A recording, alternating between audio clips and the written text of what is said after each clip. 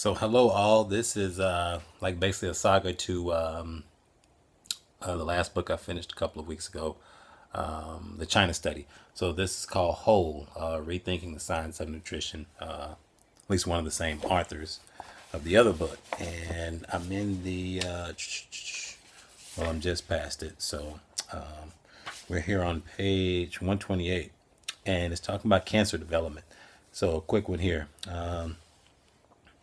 The explanatory model, long used by cancer researchers, postulates that cancer begins either with an inherited gene or with a gene that has been damaged by a carcinogen or other factor during a person's lifetime.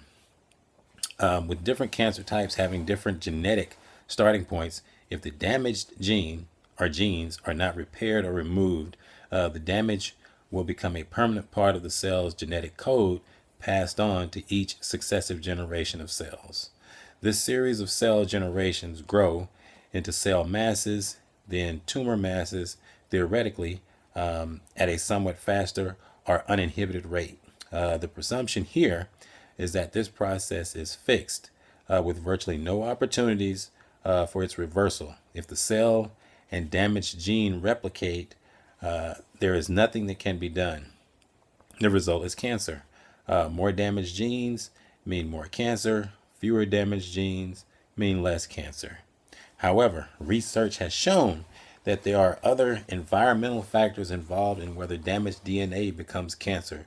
During my laboratory work with AF, one line of research showed that even when we had genetically disposed a mouse or rat to develop liver cancer by intentionally damaging its genes through exposure to hepatitis B or to a high dose of AF, which is a carcinogen, cancer would develop only in the presence of a high animal protein diet. So we're back to that again, the high animal protein diet being a big contributor.